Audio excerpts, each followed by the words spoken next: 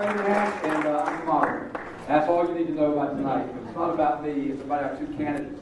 And I'm really excited about the forum that y'all are hosting tonight. We've got a huge turnout, got some great media attention as well. And I think this is huge. And kudos to all of you who are involved in putting this together and for coming up and being a very important part of this activity tonight, because there's a lot of very important elections going on, and it is very local. We know all politics are local, right?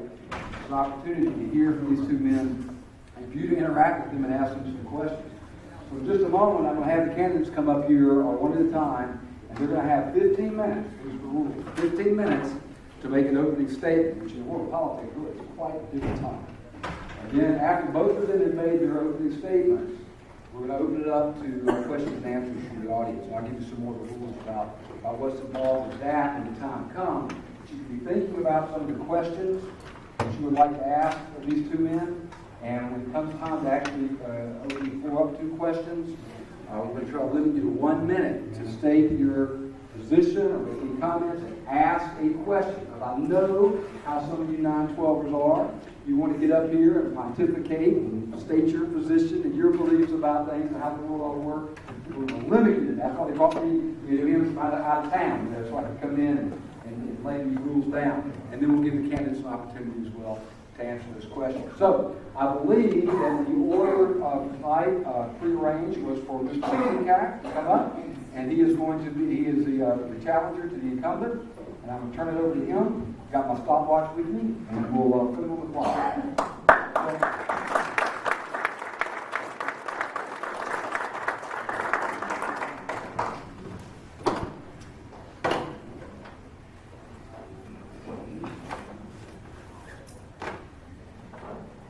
I generally don't need a microphone, but there's a large crowd here, so I will kind of use it.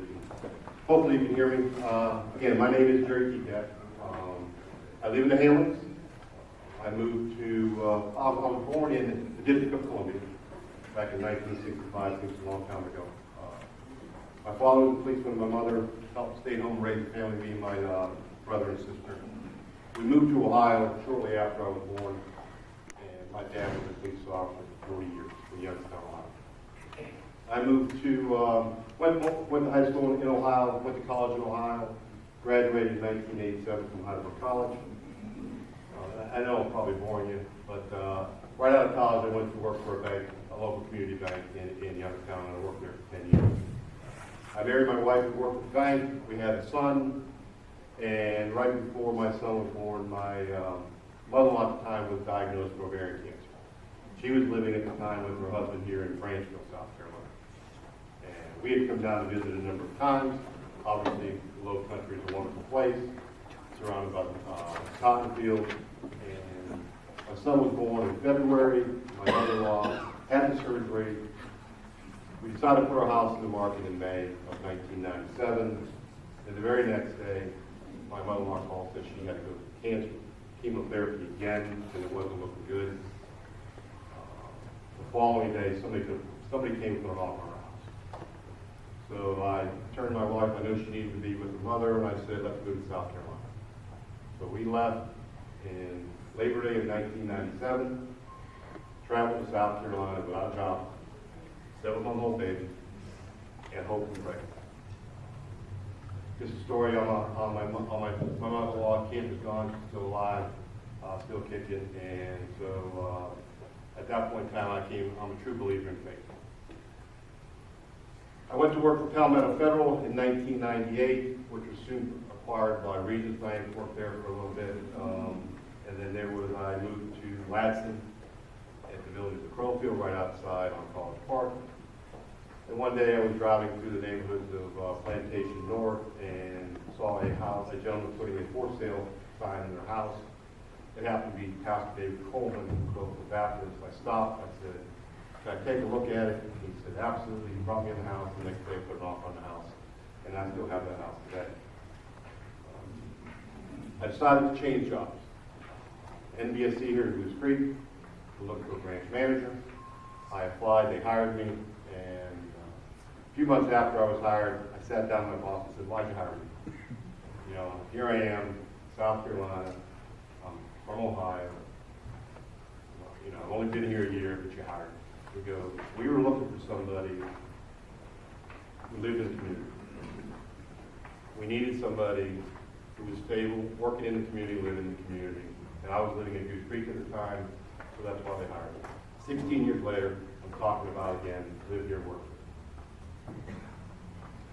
People ask me why I'm running. You know, I was elected to City Council 6 years ago. Prior to that, I served 8 years on the Planning Commission. I got involved in the Planning Commission when Walmart was coming. As I mentioned, I lived in Plantation North. All my neighbors were up in arms. They're saying Walmart's going to decrease taxes or decrease our property values. It's going to increase our crime, and so on and so on and so on. Well, again, I'm a banker by trade. I figured, and I knew that was just the opposite, and it turned out to be the opposite. Our property values rise in Rose and Plantation North. There was very low increase in crime, and so I settled there in Plantation North and Greenwich Hall. I moved to the Hamlets probably 4 years ago. I am an avid golfer. Mr. Baraney, Mr. O'Connor, some of the other folks in the room will tell you I'm not a very good golfer, but I do like to play. And so I always envisioned myself living and on the golf course, and that's why I chose to live. And I've invested my time and money at the Corfield Golf Course over, I can't remember how long I've been a member out there, but it seems like forever. People ask me why I'm running for mayor. And again, first off, I see Mike's in the room, and you know, we have done a great job with this city. City Council, Mike, the mayor, city staff should be commended for making this a great place to live. We've been recognized for that. Everybody believes it. Unfortunately, I don't believe we're a great place to live. I have spoken to many, many business owners in this community since I've announced my run, and even before as a banker. It seems to them, and it seems to me, we make it a little difficult. I understand the math. Again, as a banker, I understand where the money comes from. 27% of our revenue in the city is generated from our businesses through business license and permits. We have a budget of a little over $17 million. So 27% of that comes from the Yule Fashions of the world, the Sandals of the world, the TJ Barbecue and Burgers of the world, along with Walmart, Lowe's, and those other businesses that have chosen to come here to provide services for all the residents here in the city. Their voices are not heard unless they are a business owner who lives here. They really don't have much of a say. And they have asked, and I believe they deserve an opportunity to have a voice in how we move in our city. We were debt-free going up to a month ago. We borrowed $7.5 million, rightfully so, to build 2 fire stations for our residents. Fortunately, we have money that the total cost of those fire stations was about $13.4 million. So we only borrowed $7.5 of it. How are we going to pay for it? That's $600,000 a year approximately in our debt payment. It doesn't include the 12 firefighters we have to hire. That's another $600,000 a year invested over and over and over again. That's $1.2 million that's not in our budget right now. I looked at our budget this morning that we approved last year. We had excess funds in our budget of $16,000. That's our leftover residual money. We're very good with our money. We spend it wisely. And I believe everybody in the room would believe that. Because, again, our taxes are low, our services are high, and we don't waste our money. But the big issue is how are we going to spend, how are we going to generate revenue to pay for those 12 firefighters, the fire engine, and the building. That debt payment is going to be on for 15 years. It's not going away anytime soon. I believe, and a lot of folks believe, the only way you can raise money is either to raise taxes, or you decrease services, or do what I am proposing, is to increase our commercial activity. Again, with 27% of our revenue coming from commercial activity, that is an untapped resource that we need to start tapping to bring more businesses to our town.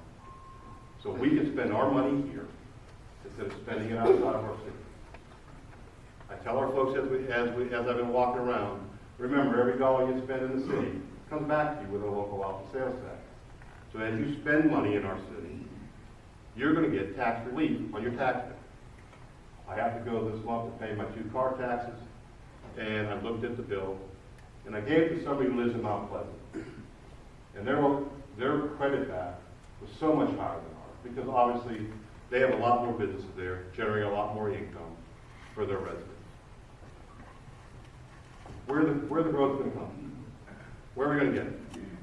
You know, we have a plan for the hospital at the corner of 17A 176. I envision that place to be a medical cluster. You know, when the hospital comes, you're going to see medical offices. You're going to see you know, the MRI facility. You're going to see the various other buildings that go along with the hospital, sort of like what you see at Trident. We have 4,200 homes coming to Carnes Crossroads. 4,200. We're a city of 36,000, 37,000 folks as we speak right now. I know we all want to say we're a small bedroom community, but we're the 12th largest city in the state. The 12th. And I've spoken to many folks, and I say, you were 1,000 residents behind this parking lot. That's hard to fathom. Goose Creek, South Carolina. Add 4,200 homes. Add 12,000 residents. That means more police officers, folks. We need a fire station in Carnes Crossroads. We already know what the fire station costs, the substation at Walmart, plus the firefighters. We need a fire station. We've already committed to put a fire station in Liberty Hall. That's another fire station. That's another set of firefighters. How are we going to pay for this? We cannot stay the course. People have told me, and I've heard, it ain't broke, don't fix it. Well, it's not broke. It's not broke. We all go to the doctor to get a checkup. Why? We go because we don't want to pay the big bill if you don't go. We get the oil change in our car. Why? Because we don't want the engine to break down, which is a much higher bill. We do the maintenance on our house. Why? Because we understand if you don't, there's a bigger bill coming. If we don't establish and encourage more commercial growth in our city, we can only decrease services and raise taxes. I was speaking with city staff this morning, and I was talking to Dennis Harmon, and I said, how are we looking as far as money is concerned? Now, remember, the fire stations are under construction now. We don't have to hire the firefighters right now. That construction should end. It's a 15-month construction period. Knowing construction, you guys, anybody in the room knows about construction, it's probably closer to 18 months. So you're looking at the end of next year, we're going to need 12 firefighters at $600,000. According to Dennis Harmon, he's run the math, and I think we're okay for 2015. I don't see any issue with 2015 because we have the money coming back a little bit from the TIF district, which I believe equates to about $400,000 a year in additional revenue for us. What are we going to do in 2016? We're going to have a problem if we do not encourage and get the commercial growth that nobody wants or everybody wants. I don't want a big box retail coming in, but I would like a restaurant to come in. I would like an office building to come in. I would like the hospital to come in. We need commercial activity to pay the bills. Otherwise, folks, according to Dennis Harmon this afternoon, you're looking at a tax increase. Probably he's going to recommend a $5 million increase. $550,000 tax increase to our residents if we stay the course. While it's not broken, we need to fix it now. Because if we don't, the bill is just going to get higher. That's why I'm running. That's why I feel that my vision of commercial growth is a better vision at this point in time. Again, no disrespect to what we have done in the past. We have established a great place to raise our family. I see my son just walked in with his girlfriend, and my daughter is at dance right now, and she wanted to be here. She's 14. She's my campaign manager, and she was really upset that she couldn't skip the dance to be here. And I'm hoping that she gets here a little bit later for the question and answer. But again, I wouldn't be here without the kids' support. They've encouraged me, my family's encouraged me, my work has encouraged me. I've seen the ads. Goose Creek deserves a full-time mayor. Let's be honest, folks, it's not a full-time job. It's not a full-time job. We pay a city administrator to manage our city on a day-to-day basis. And he has done that wonderfully for well over 2 decades. We need to treat the city as a business. The mayor is the chairman of the board. Our city council members are the board of directors. Our city administrator is the CEO of the city of Goose Creek. We need to let him run the city at the direction of the mayor and city council. You can't have two chiefs running a business, and anybody who's been in business will understand that. So I appreciate you guys coming. I want to thank the base for putting this on, Goose Creek 912. It's been wonderful. I'm glad to be here. I'm sure we're going to have questions and answers afterwards. And again, I thank you for your support and look forward to April 8th. Thank you. Excellent.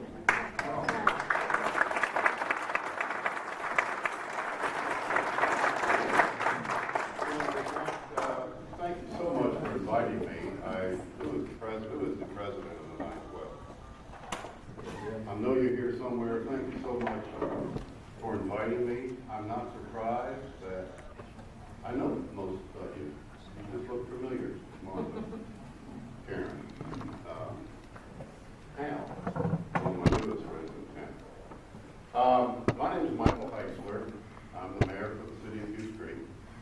I came to Goose Creek 45 years ago when I was 21 years old.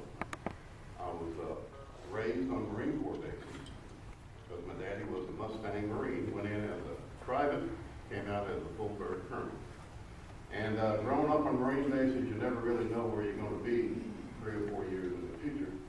I ended up graduating from Kailua High School in Hawaii, Kailua, Hawaii, and then graduated from the University of Hawaii in Honolulu. And had nowhere to go, so I came to Charleston because my father was the commanding officer of the Marines here in Charleston. I got here in September. I don't think it was anything I did, but he left 2 months later and retired and went to Missouri, and I just stayed. And I've spent the luckiest thing that ever happened to me because I love Goose Creek. I have spent from 21 years old until 66 years old. That's 45 years. I spent 45 years in public service to the people of Goose Creek. First as a teacher at Goose Creek High School for 2 years, and then 3 years as an assistant principal at Goose Creek High School, and then 32 years of my glory years at Westview Elementary and Middle School, and 36 years as mayor. Now, you can't be a mayor for 36 years without starting to try to figure things out. One thing I figured out is a mayor shouldn't do anything except what only a mayor can do. And that's how we've been successful in having a strong mayor form of government since before I was the mayor. This is a strong mayor form of government. I'm responsible for everything good. I'm responsible for everything bad. But I delegate, and I delegate some more, and I only do those things that only a mayor can do. So what is a mayor supposed to do? Let me kind of go over those things in kind of a temporal dimensions, the past, the present, and the future. I think the mayor should preserve the past, protect the present, and plan for progress. I call it the 6 Ps. The past. I have preserved the past. I think I've preserved the past better than any other mayor in the state, maybe in the whole country. I have researched, discovered, and shared the legacy, the magnificent legacy that is Goose Creek. I've published 5 books, dozens of articles.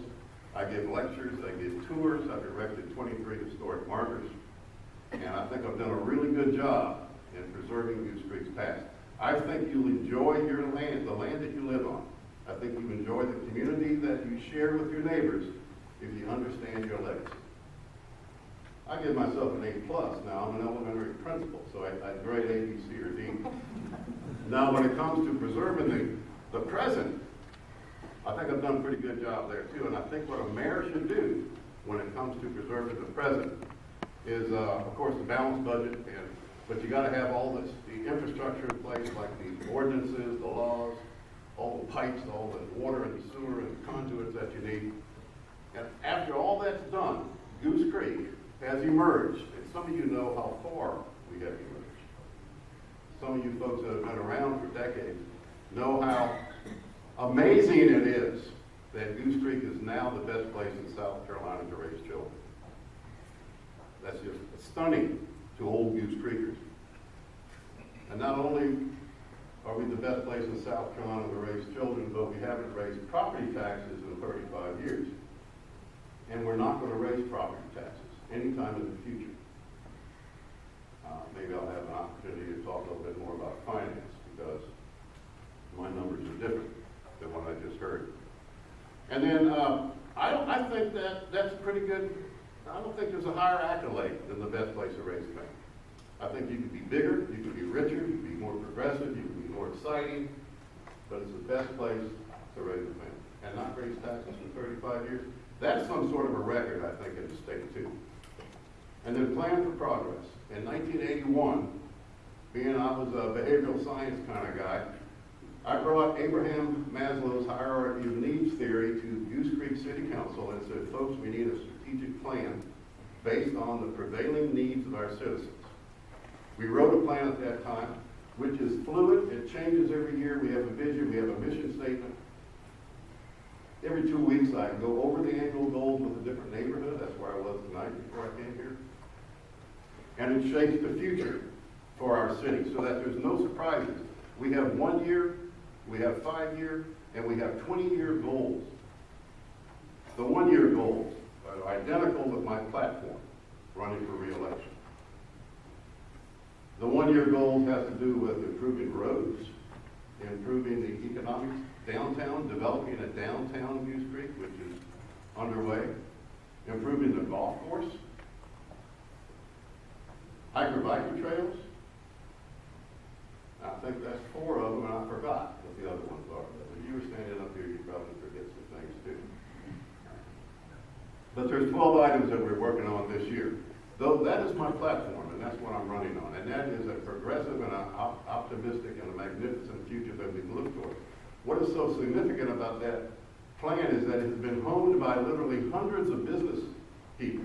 It's been honed by citizens of this town. It has been examined by professional consultants that we brought in to look at our plan. And our plan does not sit on the shelf and collect dusts like I bet you just about every other plan does in the state. Our plan is taken off the shelf every 2 weeks, and I go over, with a new subdivision, I go over all the 12 strategic goals in our plan every 2 weeks with a different subdivision. I think I gave myself an A on that too. I don't think there's another leader in South Carolina that is that conscientious about planning aggressively and carefully for the future. I think maybe I've used up my 5 minutes. You got 15. You got like about 7 more. Oh, okay. Well, I'll go ahead and I was trying to wrap things up real fast. I think you preserve the past, you protect the present, and you plan for progress. That's my platform that I'm running on. But thank you. That's all I need to say right now.